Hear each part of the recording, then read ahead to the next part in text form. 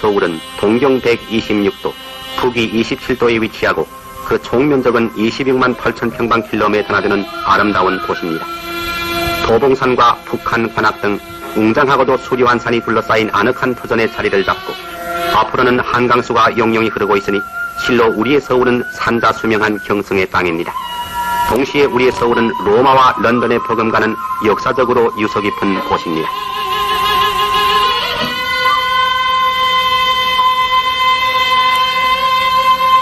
문헌상으로는 지금으로부터 1350년 전인 신라 진흥왕 시대의 임금이 이곳에서 사냥을 하셨다고 했으니 실로 우리 민족과 함께 자라난 역사의 도시라고 할 수 있습니다.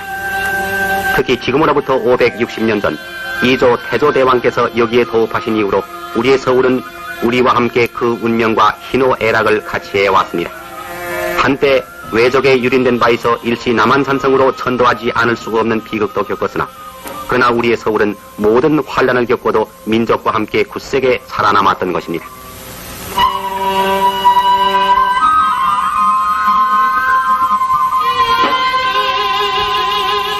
서울은 소위 풍수학상에서 말하는 명당이라고 할 수 있는 곳입니다.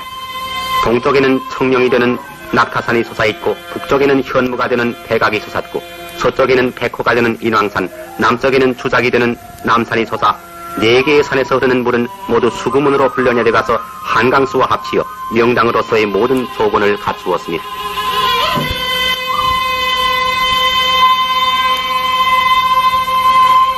이조 태조대왕은 이 명당을 얻어 정도전, 권중리 등 건국의 공신으로 하여금 왕도를 건설케 했습니다. 그들은 왕명을 받들어 먼저 5만 6천여 평의 터전 위에 왕실의 사당인 종묘를 건설케 했으니 이것이 곧 서울의 최초의 도시계획이었습니다. 다음으로 신도로서의 위엄을 갖추기 위하여 윤환의 미를 다한 웅장하고도 정묘한 5대 궁궐을 건조했습니다. 이 모든 궁궐은 대부분 임진왜란 때 평화로 말미암아 소실됐고 그 후 개소되었습니다. 경복궁은 역대 임금의 전궁이었으나 을미년 명성황후 시해 이후로 폐궁이 되어 오늘에 이르렀습니다.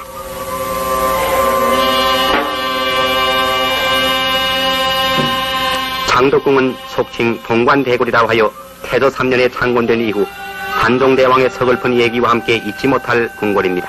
이 궁궐은 한때 연산군, 광해군 등 우매한 폭군의 연락의 장소로 이용돼서 허다한 비극과 죄악의 씨를 뿌렸던 것입니다. 그러나 다행하게도 숙종대왕, 영조대왕 등 이조 중흥의 명군이 인정을 베풀어 이조 중엽의 찬연한 문화를 꽃피게 했습니다. 6.25 동란전까지 윤황후께서 홀로 여기에 머물러 옛날의 존엄과 영화를 추억하신 것도 바로 이 창덕궁입니다. 창경궁터는 본래 창덕궁에 부속되어 두 궁궐 사이에 확연한 경계가 있었던 것은 아닙니다. 약 500년 전인 제9대 임금 성종대왕 때 건조되었습니다.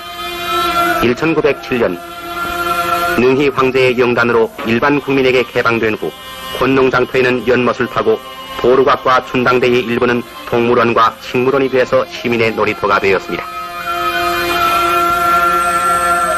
덕수궁은 올해 별궁으로 있어 이조 역사상 그리 큰 역할을 하지 않았으나 그 한국의 풍운이 급박했던 19세기 말엽에 이르러서 이조 말 고종 황제께서 일본의 핍박을 피해 한때 이곳에 피해 계시다가 1905년에 이르러 마침내 굴욕적인 을사보호조약을 이곳에서 체결하여 드디어 운명의 궁전이 되고 말았습니다.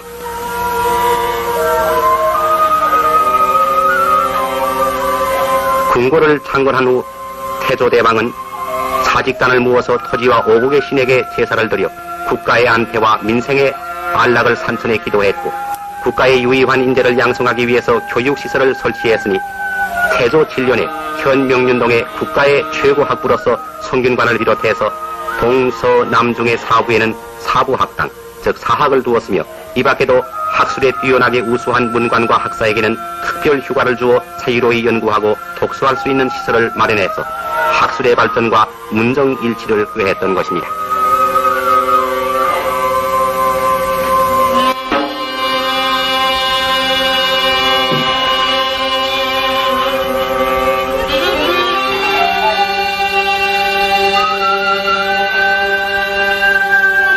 왕도의 안전을 도모하고 외적의 침입을 방어하기 위해서 사대문과 사소문의 위치를 정한 뒤 다시 이것을 연결하는 성벽을 쌓았으니 이것으로 토성의 외곽은 완성됐다고 하겠습니다.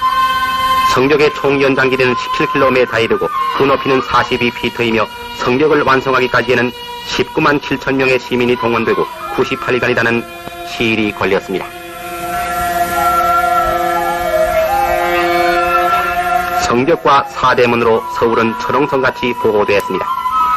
성내외의 시민들이 통행하기 위해서 종각을 세워 성문을 열고 닫는 시간을 알렸으니 새벽 4시에는 파루의 종을 쳐서 성문을 열고 저녁 9시에는 인정의 종을 울려서 성문을 닫은 다음 공무위의 통행을 금지했습니다.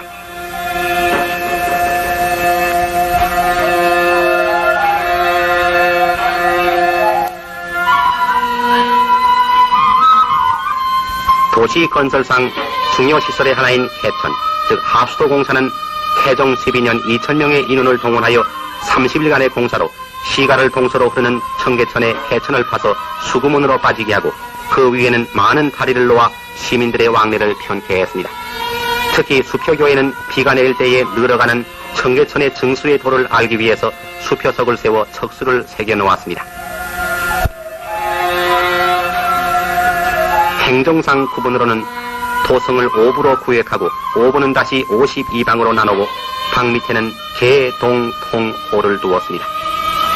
왕궁을 중심으로 하는 좌우편에다가는 육조를 두어 이것을 행정지구로 만들고 종로에다가는 십자로 한복판에 종각을 세우고 이 일대를 상업지구로 만들었습니다.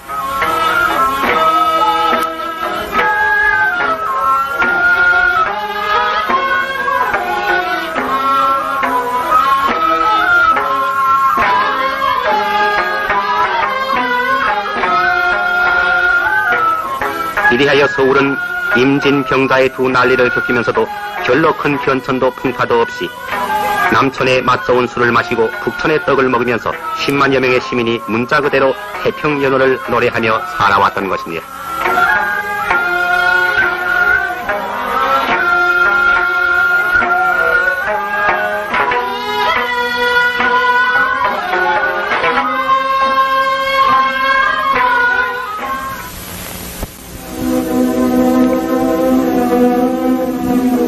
(19세기) 말 새로운 사조와 문명 개화의 조류는 드디어 한반도에도 물밀듯이 밀려왔습니다.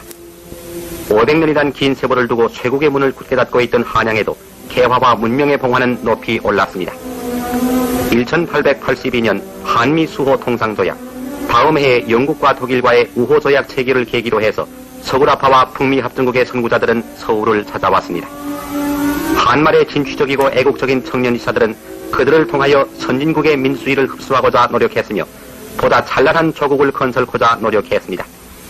또한 우리 선각자들은 그들과 힘을 합하여 메마른 이 땅에 새로운 문화를 도입해서 조국의 발전과 신문화 개척을 위해 헌신했습니다. 기독교가 이 땅에 광범하게 전파된 것도 이와 전후해서입니다.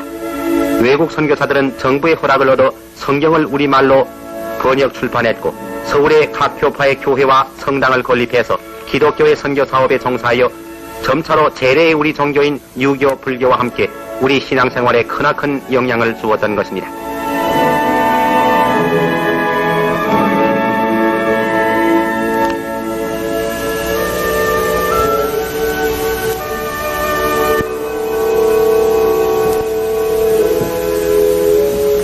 (1880년) 구한국정부는 이 땅의 여명기를 촉진하기 위해 새로운 교육기관으로 배제학당의 설립을 허가하고 수많은 영재를 길러냈습니다.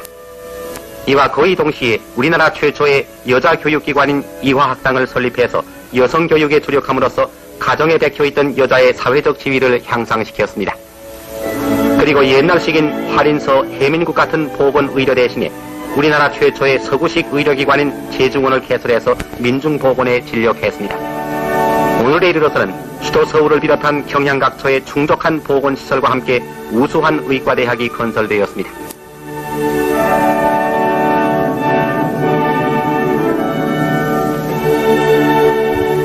문명의 여명기를 맞이하여 서울에서는 언론의 창달을 위한 각종 일간신문이 발간되어 비로소 민수위가 싹시 트기 시작했습니다.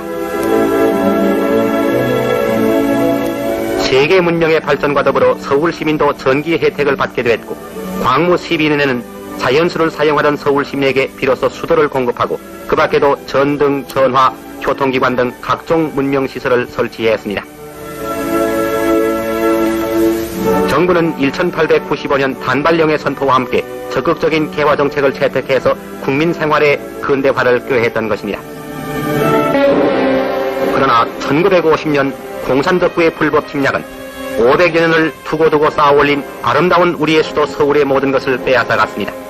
임진병자의 두 난리에 비할 수 없이 여지없이 파괴된 서울거리. 우리는 모든 것을 잃어버렸습니다.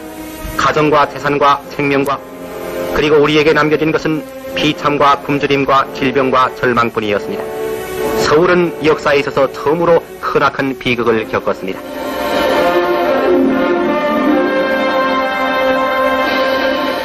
그러나 서울은 잿더미에서도 날개치며 소생하는 불사조처럼 다시 살아났습니다. 옛날 우리는 남에서 침범하는 외적을 물리쳤고 북의 오랑캐를 방어했습니다. 이에 또한 소련 적부를 밀어냈으니 이것은 아무도 꺾을 수 없는 서울의 의지이며 또한 한국의 의지인 것입니다. 30% 이상 파괴됐던 시내의 일반 시민 가옥은 주택영단과 유엔 원조기관의 비상한 노력으로 간이하고도 근대적인 시설을 구비한 재건주택으로 전쟁으로 집 잃은 시민에게 새로운 보금자리를 마련해 놓았습니다.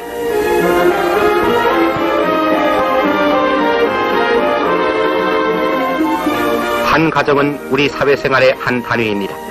새로 꾸며진 아담한 우리 가정은 또한 우리네 살림살이의 거점이며 새 세계의 출발점인 것입니다.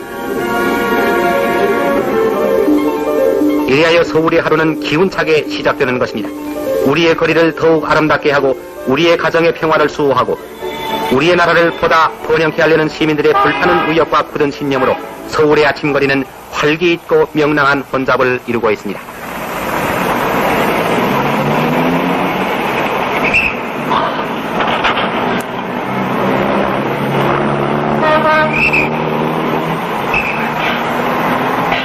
한때 모든 것을 공산적부의 포탄과 탱크 아래 유린당했던 수도 서울의 시민은 가난과 신고와 싸워 이기고 불안과 공포를 물리치고 씩씩하게 다시 재기했습니다.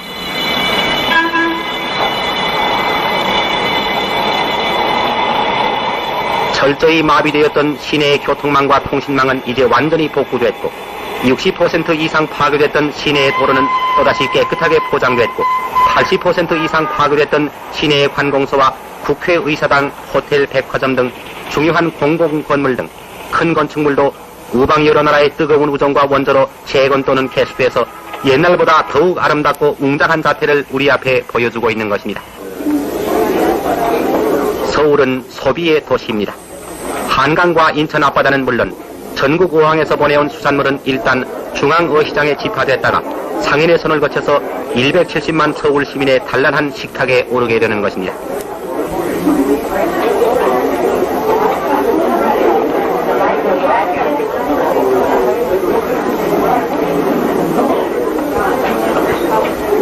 또한 우리의 주식물인 미국과 서울 근교에서 재배되는 충분한 채소도 남대문과 동대문 등 대시장에 집화됩니다.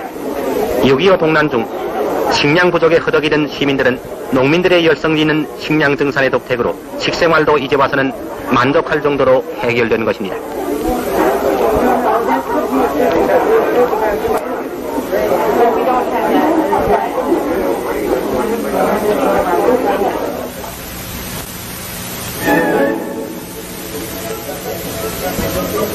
서울은 생산의 도시입니다.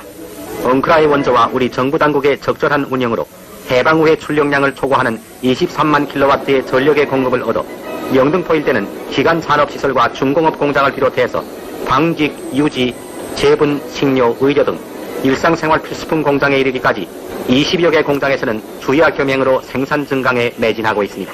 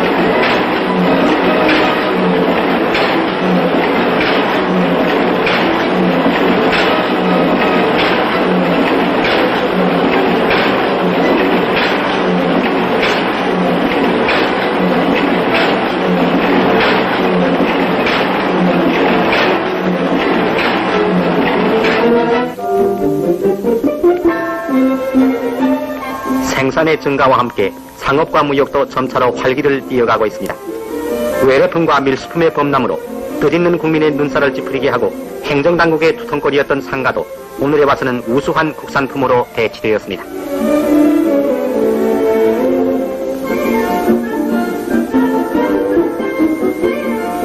우리나라의 독특한 공예품과 민예품, 그리고 고려시대 이래 오랜 역사와 전통을 자랑하는 도자기는 그 모양의 우아함과 대자인의 독특함과 견고한 질로서 높이 평가되어 중요한 수출 품목의 하나로서 널리 해외의 그 판로를 개척하고 있습니다.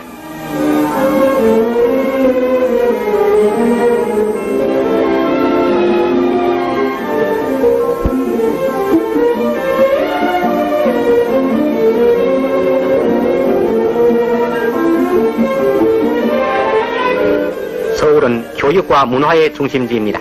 의무교육의 실시로 15만 명의 서울 어린이가 87개 국민학교에서 공부하고 있으며 그 교육 방침도 재래의 암기식 교육을 버리고 실지에 임하여 응용할 수 있도록 어린이의 창의성을 발전시키는 데 중점을 두고 있습니다.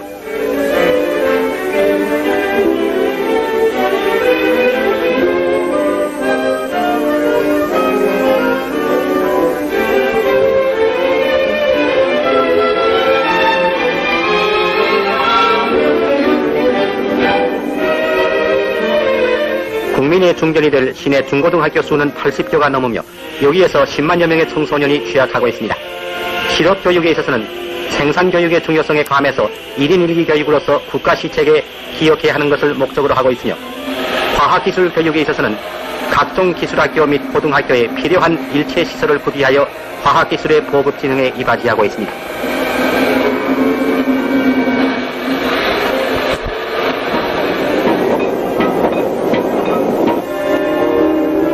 서울 국립대학교를 위시하여 유교재단으로 설립된 성균관대학, 불교재단으로 운영되는 동국대학과 미션계통의 연세대학, 이화대학과 민간재단에 의한 고려, 숙명 등 9개의 종합대학에서는 2만여 명의 남녀 대학생이 국가의 내일을 짊어질 유의한 역군으로서 교양을 쌓고 학문의 진리를 탐구하고 있습니다.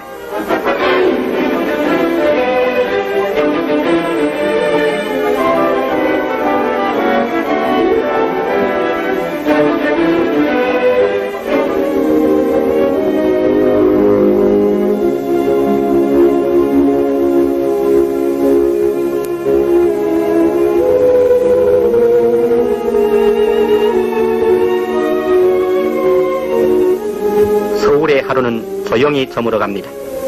하루의 근로를 끝마치고 휴식의 어둠으로 잠겨들기 직전 서울의 밤거리는 차츰 불야성을 이루기 시작합니다.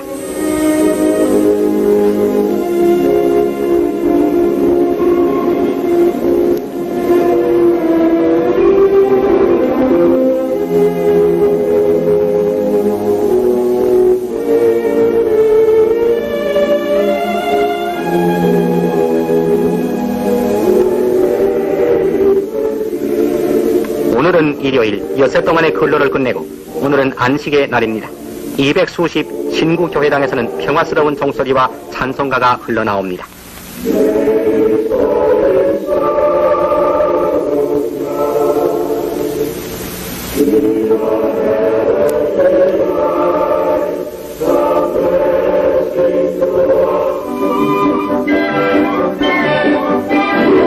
시민들은 오늘의 휴일을 이용하여 강으로 들로 가족을 동반하여 하루의 행락을 즐기는 것입니다. 한강은 1년을 통해 일반 시민에게 놀이터를 제공하고 있습니다.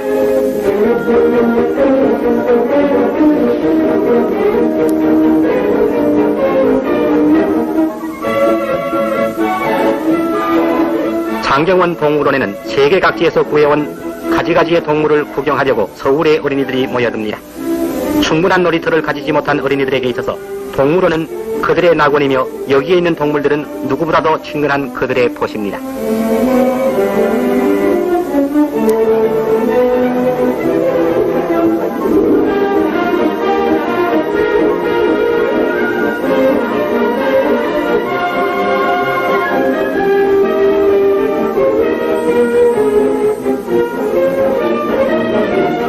공사장에서는 전통적인 궁사대회, 그리고 각 경기장에서는 각종 경기가 국민의 체위 향상을 도모하고 있습니다.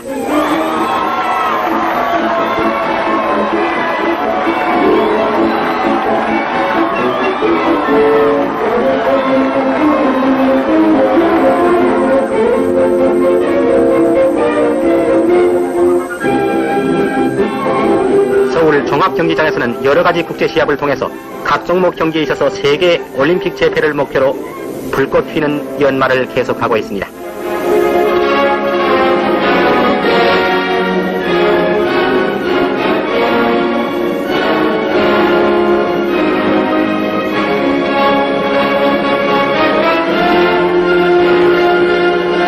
서울은 560년이라는 세월을 경과하는 동안 너무도 지역이 좁아졌습니다. 2조 건국초 10만의 인구를 가졌던 서울은 오늘 17배의 인구로 팽창되었습니다. 이와 함께 서울도 교외로 그 주변을 확장하지 않을 수 없게 되었습니다. 본격적인 도시계획의 실시에 따라서 의정부, 소사, 김포 등을 포함하는 주말 생활권을 형성하고 나아가서는 문산, 포천, 양평, 수원, 인천까지 확장하여 월만 생활권을 형성함으로써 명실공히 국제적인 도시로서의 대서울이 등장할 날도 머지는 않은 것입니다.